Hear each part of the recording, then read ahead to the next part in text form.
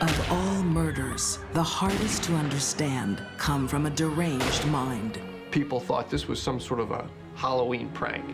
A young woman goes on a shooting rampage in a shopping mall. She had been working up to this day for a long time. A nurse does the unthinkable and kills her patients. Bobby Sue definitely had some deep-rooted psychological issues. A mother, driven by despair, murders her own children. She was going to inject them with potassium chloride, which stops the heart. That's not thinking right, but that was her thinking. When the brain snaps in a deadly woman, tragedy follows.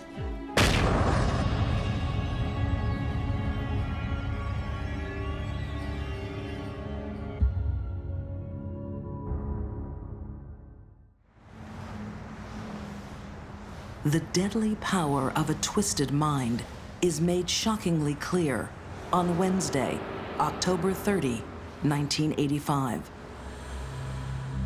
The day before Halloween, on the outskirts of Philadelphia at the Springfield Mall. People at first weren't sure what was going on. This was the day before Halloween, mischief night. So a number of people thought this was some sort of a Halloween prank.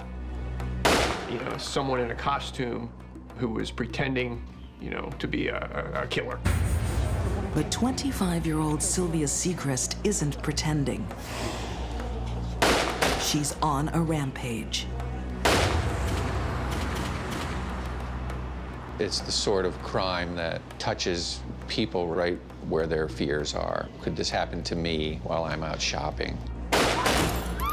This one stood out because it occurred in a public place, and it was perpetrated by a woman. Philadelphia Inquirer journalists Reed Cannelly and Russell Eshelman dissected the 4 deadly minutes when a crazed shooter let loose on Springfield Mall. The scene that day was sort of a mixture. At first it was confusion, and then it was chaos. A person dressed in fatigues jumped out of that car with a rifle and began shooting at people. The first person that she took a shot at, she missed him. Immediately after him was a woman standing at an automated teller machine. She was not hit. Sylvia is firing a .22 caliber rifle from the hip.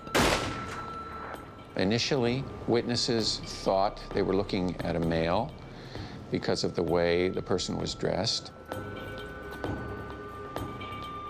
She's hardly aiming when she hits her first victim.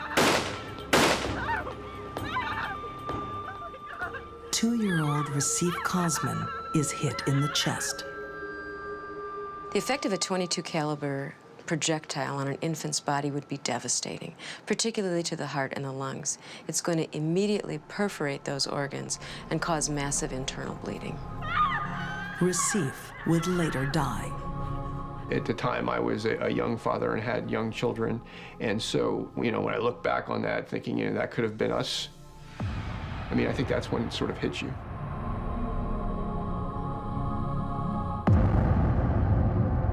Once she got into the mall, it was, again, more chaos. She just came in firing indiscriminately. They were diving behind racks of clothing. They were running into the rears of stores. The shooter continued inside to fire bullets and struck 7 more people.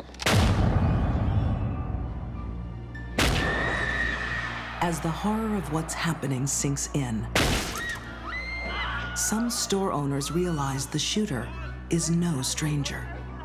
There were reports of her having shown up at the mall in days before the shooting and actually marching up and down in front of stores, in front of the doors.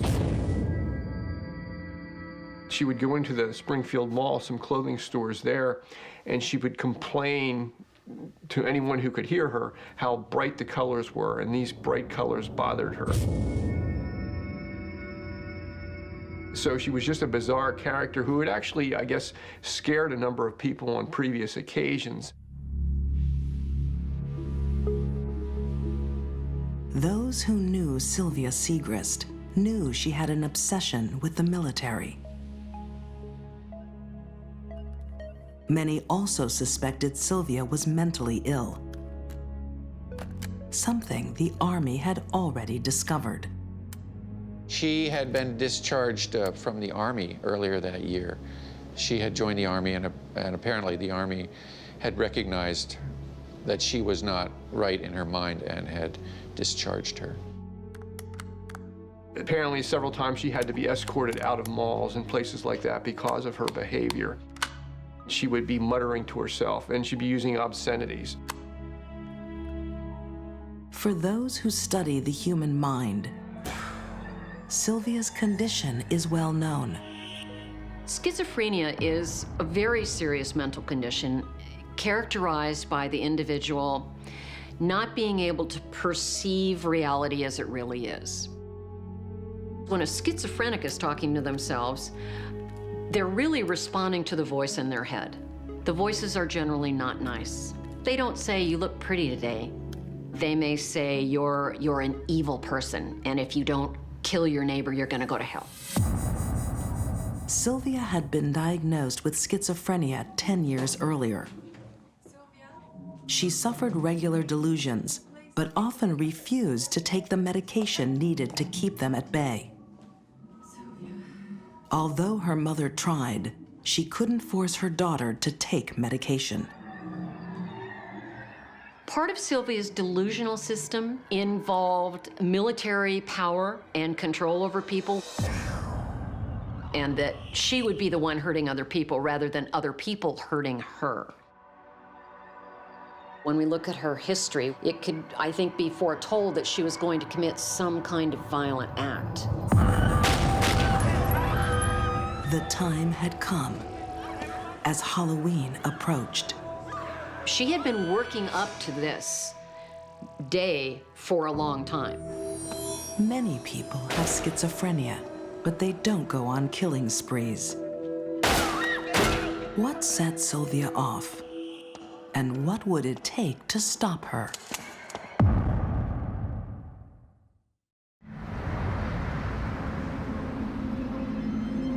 At Springfield Mall, near Philadelphia, a diagnosed schizophrenic and military fanatic is randomly shooting customers with a .22 caliber rifle. It appeared that she took no notice of any characteristics of people to decide whether they were going to be shot at or not. She just shot. 25-year-old Sylvia Seagraves appears delusional. She is muttering, probably answering voices inside her head. She was firing indiscriminately. She was firing oftentimes from her hip. She was not aiming the rifle per se.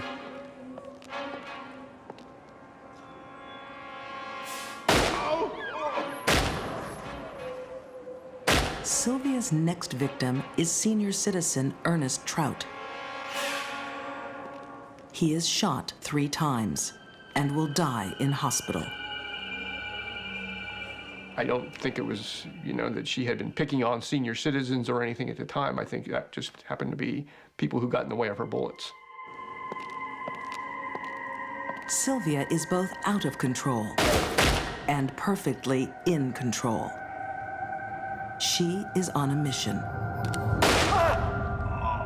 But as she kills her next victim, 64-year-old Augusto Ferrara, the question in everyone's mind is, what is she trying to achieve?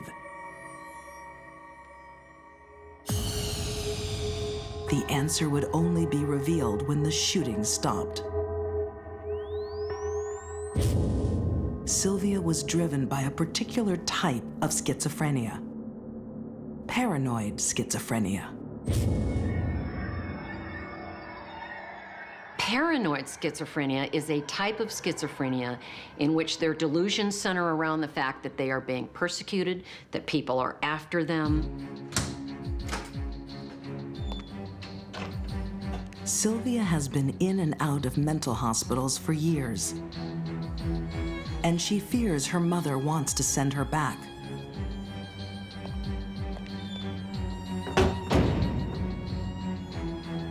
She's also been refusing to take her medication. They're very suspicious of medication. They're suspicious of anyone trying to get them to take medication. She feared that her medication was hurting her. She feared that her family was out to get her and to hurt her and to send her back to a hospital. So Sylvia's delusional rampage had a motive. It was also her ticket to a better life in prison.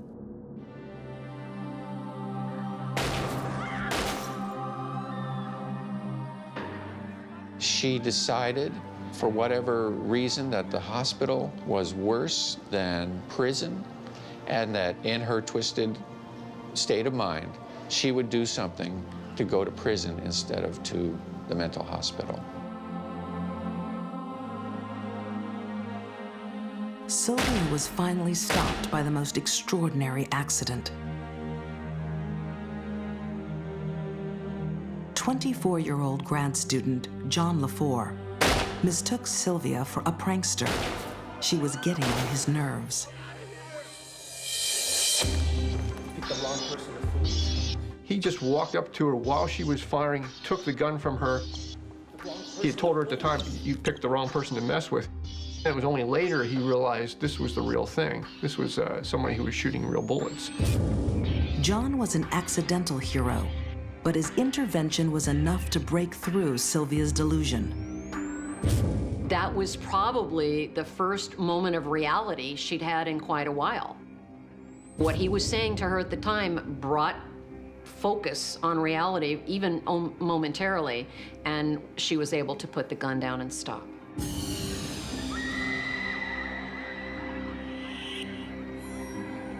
Sylvia Seagraves is found guilty, but mentally ill, on 3 counts of murder and 7 attempted murders. She serves 3 life sentences. She's not getting out. Pennsylvania makes it very difficult for people who are convicted of homicide to get out of prison in any kind of situation. I could not help but feel some sympathy. I had an uncle who suffered from schizophrenia and paranoia. I felt that I understood the troubled mind that produced the sorts of actions that she did, not excusing it at all. She suffered great remorse for it then, and perhaps even now. Sylvia's insanity took 3 lives and shattered many others. Despite a history of mental illness, she was free to buy a gun. Sylvia Seagraves was able to purchase a weapon. When was asked if she had had any history of mental illness, simply checked no on the form. Was able to purchase a .22 caliber semi-automatic rifle for $104. No problems whatsoever. Even Sylvia herself criticized her ability to buy a weapon. She wrote from prison to political leaders, to senators, then President Clinton, in letters sometimes describing what she had done and saying, "I shouldn't have been allowed to get this gun."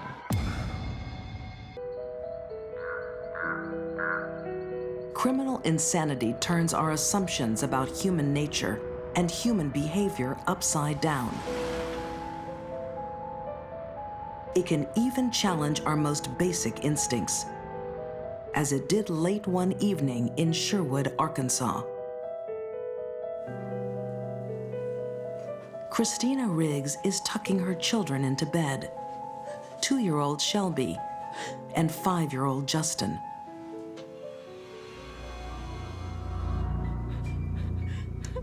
But this touching scene is not what it seems. It is a crime that would send shockwaves around the country. It was a horrible thing for people to have to think about. A mother's purpose is to protect her children, to take care of her children. It's probably one of the most tragic cases I've ever been involved in because it was a murder that didn't have to happen. Just 26 years old, single mom Christina is about to do the unthinkable. Extinguish her own flesh and blood. Two innocents who trust their mother with their lives. Something had snapped in Christina's mind, twisted it into breaking one of our strongest taboos. The mother is supposed to protect her own children, and here she didn't, and it doesn't make sense. Defense lawyer John Wesley Hall would have to try to make sense of this terrible double murder. Two defenseless children that didn't know what was coming. The night Christina took her children's life is etched in the minds of everyone connected to the case. The murders seemed all the more appalling because they were botched. She was going to inject them with potassium chloride, which stops the heart. What she didn't understand was that it has to be given in diluted form through an IV. Otherwise, it burns up the skin and it will destroy the vein in the process. It won't go anywhere. Journalist Kathy Fry covered the case for the Arkansas Democrat-Gazette. What the prosecution relied on was that she had horribly violated and not fulfilled the role that she was supposed to play in their lives. Christina has sedated her children, but nothing will stop the pain. As that undiluted potassium chloride shoots through the veins on the way to the heart, it binds and burns all of the blood vessel linings. She might have been trying to mimic the drugs that are used for lethal injection. However, she just didn't have enough knowledge, and in the end, really ended up causing an awful lot of pain.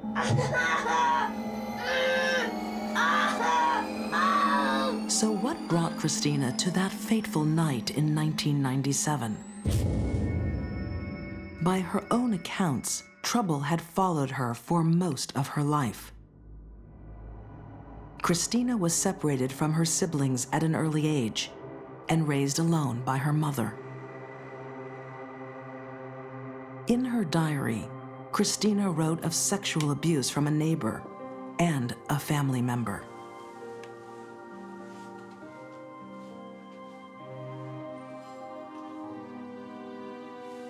By 13, she was desperately unhappy and became very overweight. Part of it is a psychological barrier to the offender. If I make myself unattractive, no one will want to touch me, and that's what I want. I'll put this layer of protection over me so that my heart can never be hurt again by trusting the wrong person.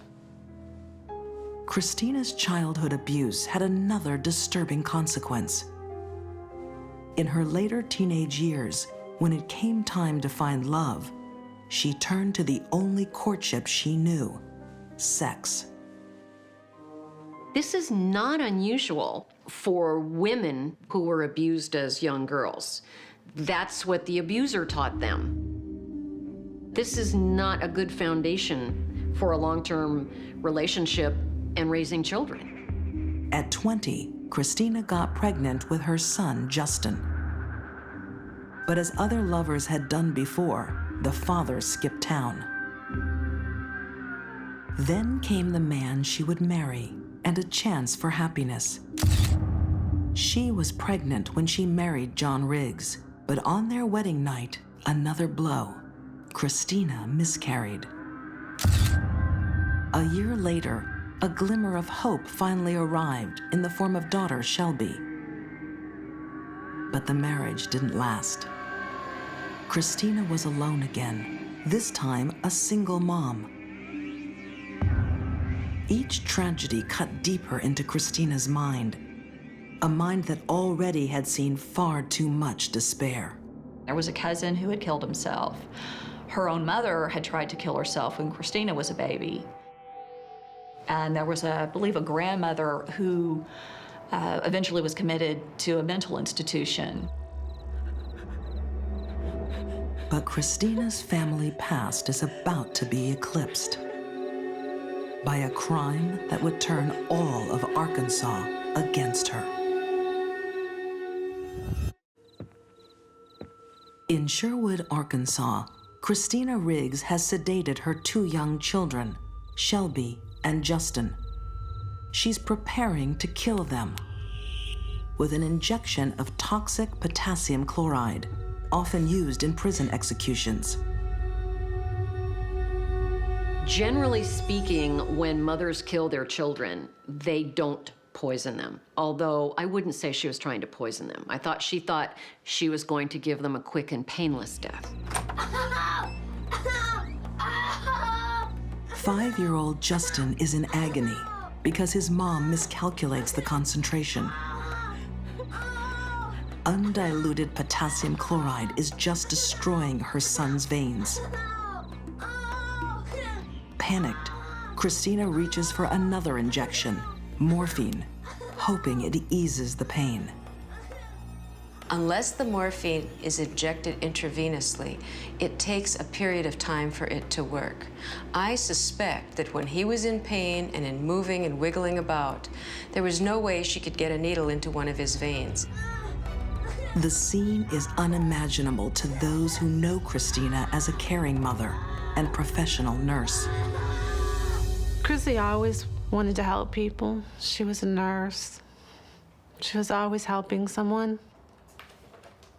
Elizabeth Nottingham knew Christina from 2 insightful perspectives. As her sister and as a counselor herself. She too needed to know what drove Christina to filicide, the killing of one's own children. I was almost hoping to find that she wasn't a good parent. Then I could be mad at her. You know, I went through her house with a fine-tooth comb. All the chemicals were locked away. The food was in the refrigerator. Even pictures of their fathers was in their room above each of their beds. She was great with the kids. Christina was so devoted, she worked long hours at Sherwood Heart Hospital to provide for her children. Raising kids with a full-time job was hard enough, but her long string of misfortune just kept coming. After her divorce, Christina started another relationship, but it would be a disaster. The guy not just broke her heart, but like took her credit card. I mean, it's one thing to have someone dump you, it's another to have them rip you off and leave you destitute too. Broke, with no prospect of paying her family's bills, Christina is spiraling into depression.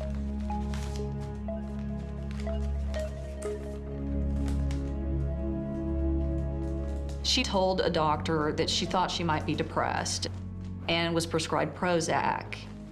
She probably had suffered from it for quite some time. At the time of the murders, it is unclear if Christina is taking her medication. If an individual who is on Prozac stops, they can notice extreme mood changes, nervousness, irritability, and sometimes even recurrent depression. So she had the perfect storm brewing. She had depression, she had all these personal failures. You know, people talk about having, rainy days and Mondays. And in fact, Rainy Days and Mondays was the CD that was in her CD player. At 26 years old, an overburdened Christina Riggs snaps. Her plan to poison her 2 children has failed. So now, she resorts to suffocation.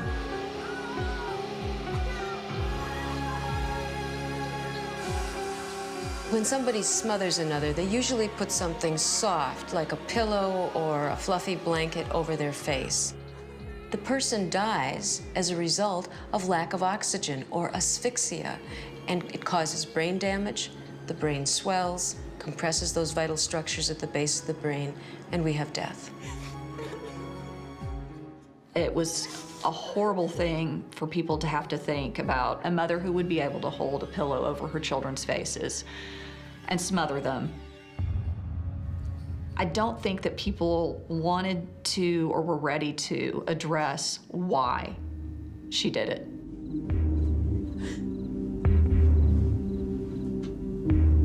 The young mom carefully lays her children's bodies on her bed and then tries to take her own life.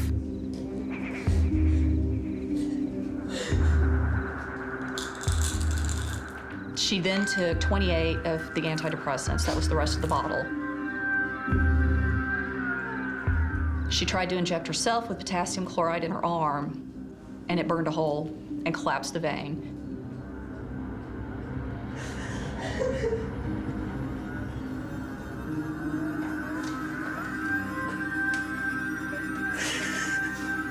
Far from being a calculating murderer, Christina had wanted to kill herself, but couldn't stand the thought of leaving her children alone.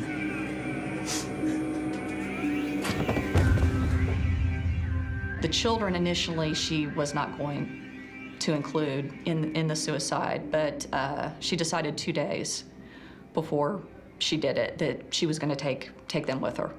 If she left the kids behind, she was afraid that the children would be separated, go to their fathers, for instance, and be split up. She just thought there was no other way out, and she thought that no one else would take care of her kids, and that they would be better off. In her mind, she was saving them from future sadness. Christina! But the tragedy doesn't end that night for Christina.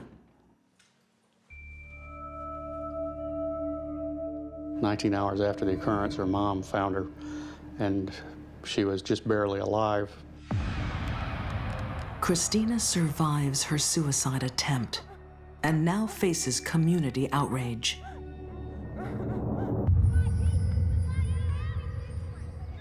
Because she lived, she's demonized.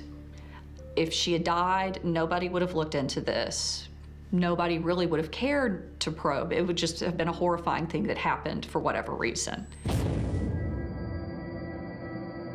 I just hope that out of all her misery and the sadness of our family, that we can shed some light on the causes of this for other people, and that they'll be able to maybe look at the symptoms and look at the situations and maybe intervene for someone else. Christina is charged with 2 counts of first-degree murder, which carries a death sentence in Arkansas. We tried to show that she was acting under extreme emotional disturbance to justify either not imposing the death penalty or hopefully finding her guilty of second-degree murder. But at her trial, many would discount Christina's state of mind. They believed it was a cruel, selfish act to free herself from motherhood. I think what really got people the most was the testimony from the doctors saying that it would have taken 3 to 6 minutes to smother someone. That was what really horrified people the most. They just wanted her to be evil. It was easier that way. A jury finds Christina Riggs guilty. She is sentenced to death by lethal injection, the same thing she'd used to try and commit suicide. Ultimately, it came right back down to what she'd attempted that night. Potassium chloride was going to be the drug that killed her. It was a cruel irony that they finished what she started almost exactly the same way, except she was strapped down to a table.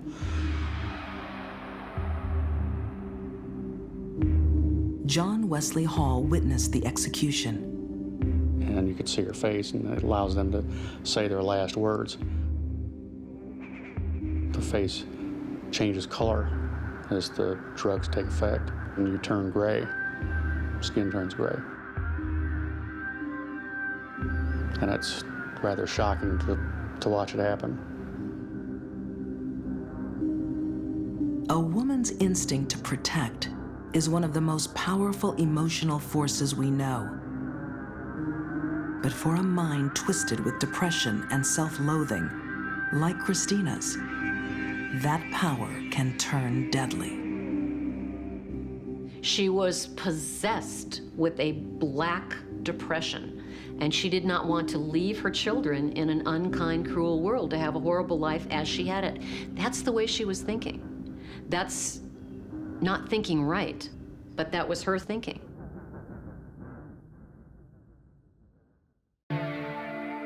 When the normal rules of thinking can't be followed, when human values are distorted by mental illness, the consequences can be devastating.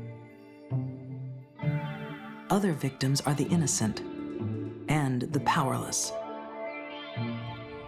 as they were in a small Florida nursing home. It's 3 a.m. in St. Petersburg, during what nurses call the graveyard shift. But in the winter of '84, it will be the hour when patients will go to their graves.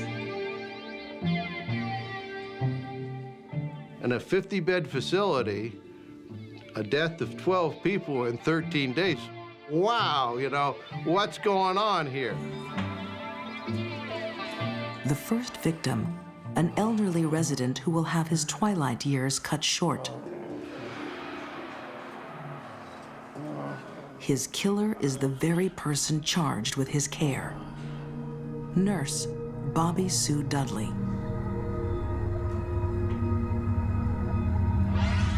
Had she not been so prolific in such a short amount of time, she might have gotten away with this type of crime for months, if not years. Criminal profiler Candice DeLong has studied many killers like Bobby Sue.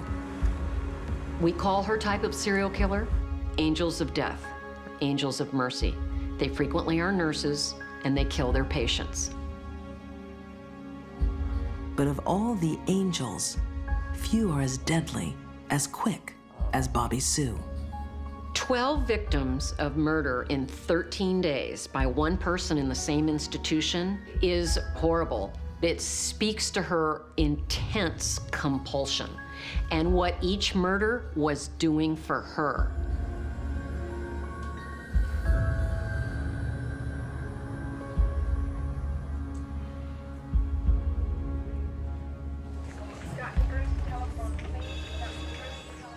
Quite frankly, I think Bobby Sue probably could be termed as having deep-rooted psychological issues that surfaced after the investigation was begun. This case would take Florida Chief Assistant State Attorney Bruce Bartlett on a journey through a twisted mind into the bizarre world of the serial killer. She starved for attention and would do things physically, mutilating herself if necessary to attract the attention that she desired.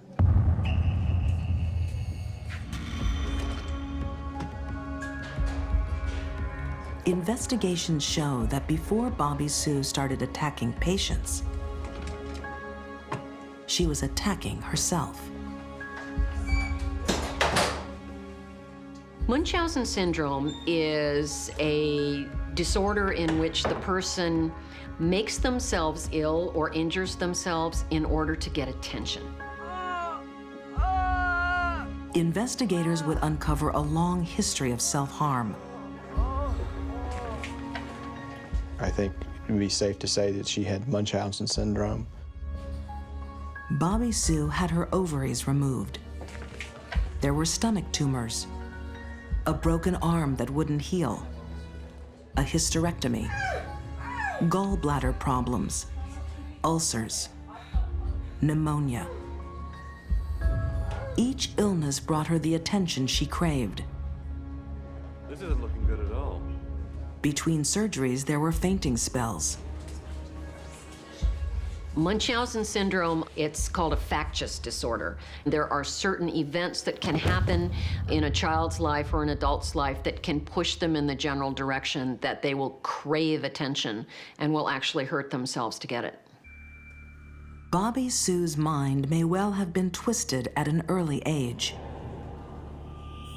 4 of her siblings had muscular dystrophy, which needed constant therapy and attention from their parents. If a child grows up in a family where a lot of her siblings are sick and they're getting all the attention from mom and dad, and the healthy child's gonna get left out. They're gonna get left behind. Dad, I feel really sick. Okay, I'll take her. Possibly at a very young age, she accidentally learned that the way to get love and attention is to be sick.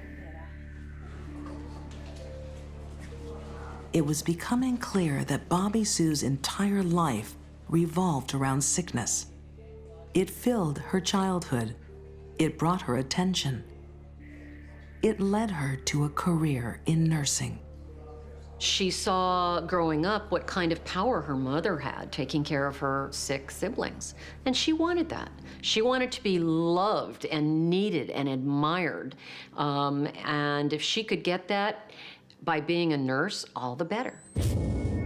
But at some point, her desire for attention switched from harming herself. Now she wanted to harm others.